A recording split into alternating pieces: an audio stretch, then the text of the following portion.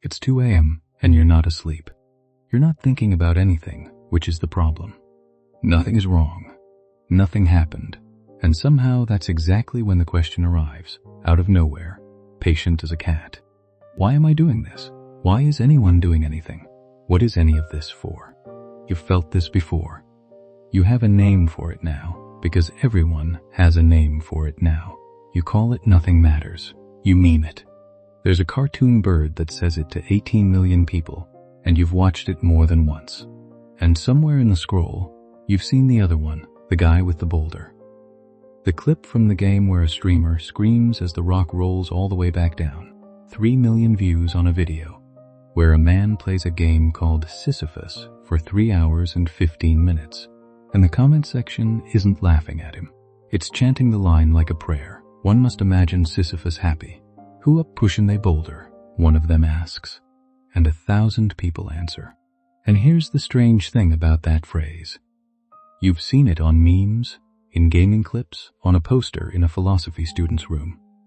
It follows you around like a coin in your pocket that you keep turning over and never actually looking at. So let me tell you what this episode is in one sentence. You've seen the man with the boulder. You've seen the line, one must imagine Sisyphus happy. The internet turned it into a motivational meme. There's only one problem. Camus didn't want you to be optimistically nihilistic. He wanted you to revolt. And somehow, a video game got closer to the truth than most philosophy videos. By the end, you'll know what the game found. You'll also know why it matters on a Tuesday. This is Mindscape Philosophy. Today, one must imagine Sisyphus happy. Let's start with the version you were given. A few years ago, a channel you probably love made a video called Optimistic Nihilism. It went to 18 million views, and it said something very kind, very warm, very comforting. Nothing you do matters in the end. Your life will end. Humanity will end. The universe itself will cool and go dark and become nothing at all. But, and here's the but, since nothing matters, you're free. Free to do the things that make you feel good. You get to decide whatever that means for you. If you're lucky enough to live to 100, the video says, you have 5,200 weeks at your disposal. If you're 25 now, you have 3,900 left. Close your eyes. Count to 1. That's how long forever feels. And it works for about 4 minutes, maybe for a week. But then you're back at the desk, or in the car, or awake at 2 a.m., and the comfort is gone, and the question is still there, and somehow it's worse now. Because now, you're not just lost, you're lost with a smiley face sticker on it. Nobody says this out loud, but the honest version of that video's advice is this. Nothing matters, so be happy. And happiness, as it turns out, is another scoreboard. Do what feels good. Then it stops feeling good. Then you need more. The scoreboard has no answer. The video even confesses it, bonus points. It says, if you make the life of other people better, bonus points. From whom, if nothing matters, who is keeping score? A viewer put the feeling exactly right. The problem is, by the time the video gets to the supposedly good part, I can't hear the narrator over the sound of my own screaming. So, the answer everyone gave you didn't hold, which means either the question was wrong or the answer was. There was a man who thought that answer was a cheat. He's been waiting in this episode since the first line. Let's meet him. He was born poor in Algeria in 1913. His father died in the war when he was still a baby. His lungs were weak his whole life. And in 1942, he opened a book with a line that still has teeth. There is but one truly serious philosophical problem, and that is suicide. Judging whether life is or is not worth living amounts to answering the fundamental question of philosophy. His name was Albert Camus, and he thought the answer everyone was giving you now was a cheat. Because the absurd, he said, is not the idea that the world is meaningless. That's a mistake people make constantly. The absurd is not in the world, and it's not in you. The absurd is the collision of the two. The divorce, our need for answers, standing face to face with a universe that doesn't answer. Camus called it lucid reason, noting its limits, not giving up on reason. Reason noting where reason ends. It is the feeling of asking why to a room that stays completely silent. Think of a man with a sword charging a line of machine guns. The act is absurd, Camus said, not because the man is wrong, but because of the distance between what he intends and what he'll meet. The intention is real. The wall is real. The space between them is the absurd. That's the 2 a.m. feeling, properly named. Not a bug, not a phase, a collision between something you can't stop doing, asking why, and something that will never answer. So the question is not what to do about meaninglessness. The question is what to do about the collision. And there, Camus said, there are doors. 2 of these doors are traps you've probably already walked through. The third is the one Camus refuses to close. There was a king named Sisyphus, the craftiest man in Greece, craftier than the gods. He loved life so much that when death came for him, he tricked it. He chained death itself, so no one could die. The world broke. The god of war freed death, and Sisyphus knew his reckoning was near. So he tricked death again. He told the queen of the underworld his wife had denied him a proper burial. She let him return to the living to punish her, and he refused to go back. The gods don't forgive being outsmarted twice. His punishment: roll a boulder up a mountain, watch it roll back down, start over, forever. Now here is where most tellings stop. But the story isn't the punishment. The story is the man walking back down the mountain, facing the collision. Camus said, you get 3 doors. Door 1, physical suicide. Remove the question by removing the questioner. Camus doesn't argue with this for long. It's a cheat, and he moves on. Door 2, philosophic throw away the mind. Leap into a system that promises the answers. A god, an ideology, a destiny. Camus's insult here is exact. It removes 1/2 of the collision. You stop asking, so the silence stops hurting. You didn't solve the problem, you vanished it. Door 3, live in the collision. Keep both halves. Keep the question and the silence. Hold them apart with both hands, and refuse to pretend either one isn't there. Camus called this the revolt. And here is the part the meme never tells you. Through Camus's framework, that's what optimistic nihilism can start to resemble. Door 2, philosophical suicide, wearing a smiley face. It doesn't face the silence, it just stops listening. Which is why the comfort video left you sadder than before. It gave you a way to pretend you weren't in the collision. Back to Sisyphus. And now, stop looking at the climb. Everyone looks at the climb. The strain, the rock, the sweat, the music swelling as he nears the top. Camus tells you to look at the other moment. The rock falls, the dust settles, and Sisyphus turns around and walks back down the empty mountain. That pause, that return, that hour like a breathing space. That, he says, is the hour of consciousness. The climb is loud, the descent is silent, and the whole philosophy lives in the silence. Because here's the thing about the climb.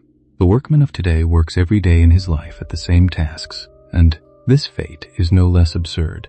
But it is tragic only at the rare moments when it becomes conscious. Think about the moments you actually feel the absurd.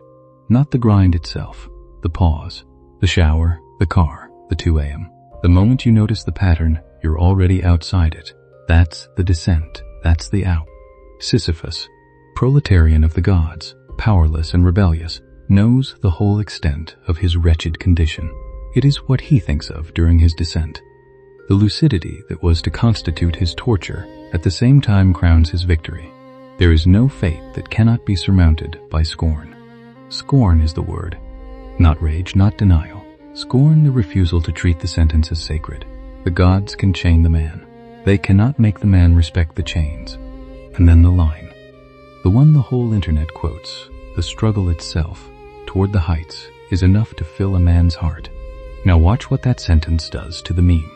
The meme version says, nothing matters, so the struggle is pointless, so just be happy and stop struggling. The Camus version says, nothing matters, so the struggle is the point, not the top, not the finished. The push. A commenter got it in one sentence. Real misery isn't pushing the boulder. It's believing the boulder must mean something. One must imagine Sisyphus happy. Not one can imagine. Not one might. One must. The French is il faut. It carries necessity, not possibility.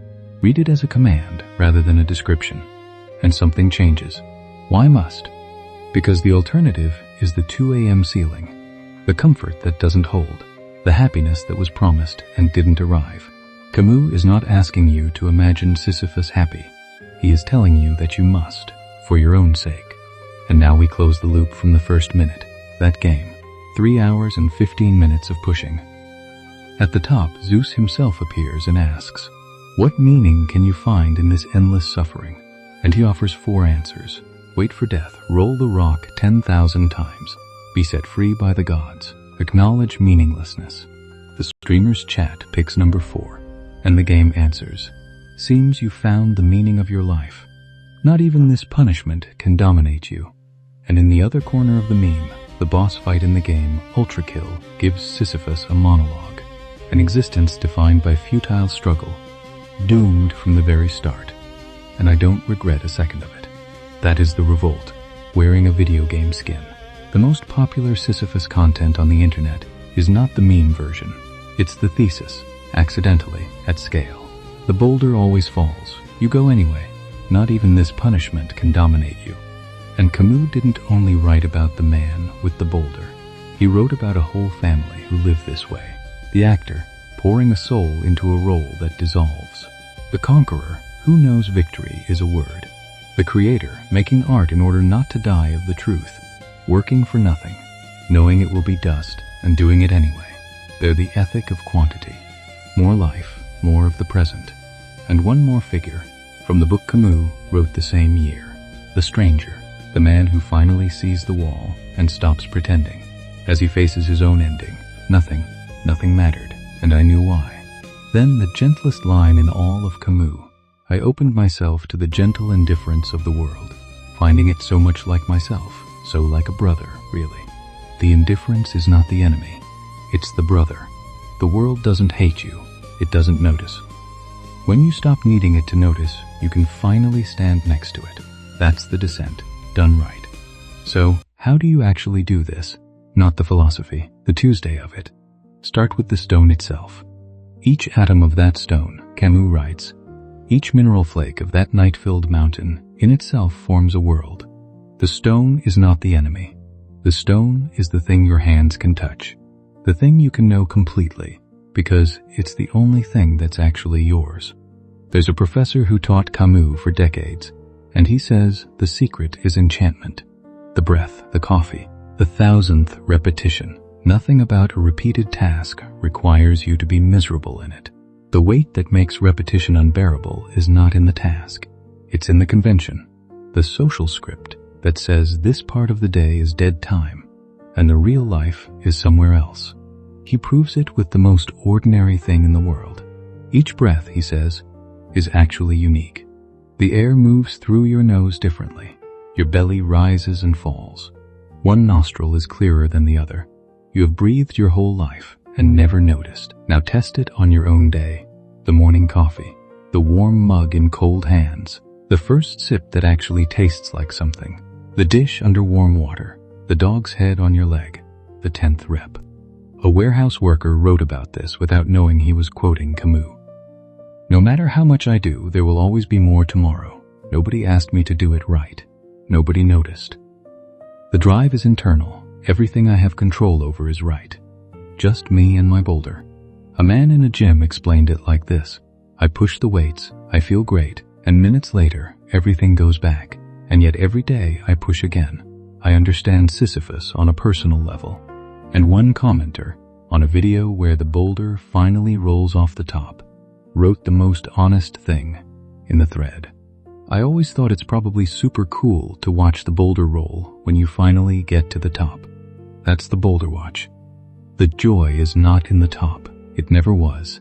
It's in the moment the rock lets go, and you stand there and watch it fall, and you know exactly what comes next, and you go anyway. And there's a freedom, hiding in the same place. If the universe doesn't care whether you're a winner, you're free of the need to be a success-obtaining slave. You don't have to win. You just have to be. This is not toxic positivity. This is not pretending the day is good. This is the harder thing, letting the day be what it is, and deciding that being alive in it is enough of a reason. Now, the objections, because they're real, and the meme versus philosophy question deserves them. Objection 1. Sisyphus didn't choose the boulder. He was cursed. If he was choosing, then sure, he'd find satisfaction in it, but he can't stop. Neither can I. This is just a story you tell yourself about a cage. The reply is not that the cage is imaginary. The cage was never the argument. Camus says the fate is surmountable by scorn, not by escape. The gods control the sentence. They never controlled the verdict. The struggle toward the heights is enough. Not because it changes the top, but because it changes the man. And the man who wrote it knew cages from the inside. Born into poverty, dying of tuberculosis, killed at 46 in a car crash, carrying a train ticket he never used. Either the cruelest joke in the canon, or the most perfect proof of the thesis. Take a breath. That was the heavy stuff.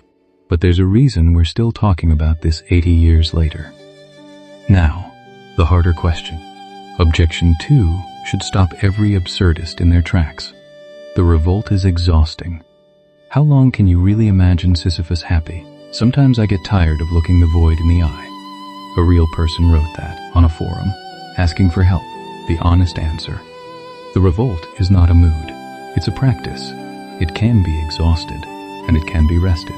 The same forum answered better than any philosopher. Your simple fact of choosing to continue is the revolt. It's irrelevant whether there even is a void. You might be happier if your defiance was as simple as waking up, drinking your coffee, and getting on with the business of living. There's a harder criticism. Viktor Frankl built almost the opposite answer. Meaning can carry a human being through extraordinary suffering. He carried Nietzsche's line with him. He who has a why to live can bear almost any how. But perhaps Frankl and Camus aren't standing on opposite mountains. Frankl says, find the why. Camus says, choose the struggle. Sometimes the struggle you choose becomes the why. The mean version of nothing matters is adolescence. It costs nothing. It risks nothing. The revolt takes responsibility for the meaning it makes. Objection 3. The quietest and the most dangerous. You could just put the boulder down. One absurdist, tired of Camus, said it plainly. There's no God making him push. The weight of the lack of meaning is the weight of false expectations. Put the boulder down and walk away. To which the answer is, try it. Put the boulder down. The task, the relationship, the project, the day itself. The boulder doesn't stay down. The mountain is still there, and the rock is still there, and the only question is whether you push with scorn or get rolled over by it. The one thing Sisyphus has that the gods can't touch is that he's the one pushing. That's the whole prize. But if we stop at the lone man on the mountain, we miss the most important part of the story. Because once you realize you are pushing a boulder, you start to notice the person pushing one right next to you. And now the turn that the meme never shows you, because the lone man with the boulder is not where Camus ended. Years later, writing the preface to his own book, Camus said it plainly. The myth of Sisyphus attempts to resolve the problem of suicide, and the rebel attempts to resolve that of murder. In the rebel itself, he pushed further. Suicide and murder, he wrote, are two aspects of a single system. His biographer puts the turn in one line.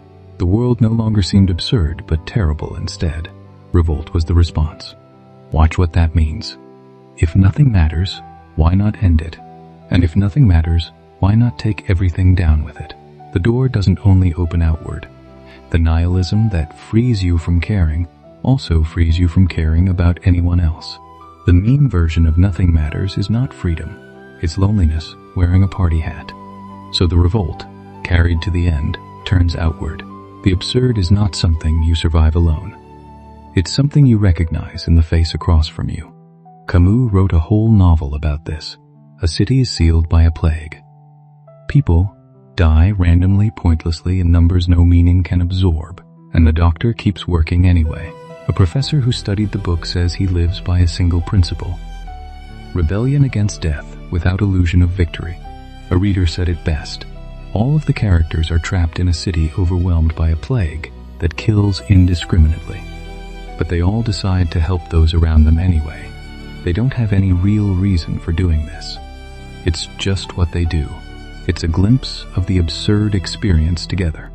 That's the door the meme never opens. The revolt was never meant to end with one man and one rock. It was meant to end with the discovery that everyone has a rock. a writer named John Green stood at a podium signing his name 85,000 times for a book, doing the Sisyphus math in public, and he added the one line the whole internet stopped on. The universe might be indifferent to us, but we are not indifferent to each other. That's not a slogan. That's the second half of Camus's life. The man who wrote about the lone absurd hero spent his actual life in the resistance. The absurd doesn't dissolve in company, but the boulder can feel lighter. And there's an old saying that belongs in this room: a society is healthy when men plant trees in whose shade they will never sit. You have your boulder, yes.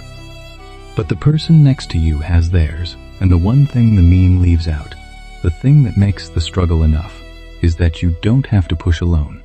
There's a man in a forum who spent years in a spiritual practice that taught him to strip all meaning away, even the feeling of holding his 1-year-old son. One night, the boy sleeping on his chest, he realized what the practice had cost him. Not the meaning, his own humanity. He walked out. He chose the meaning again, knowing it was his own invention, because it was his.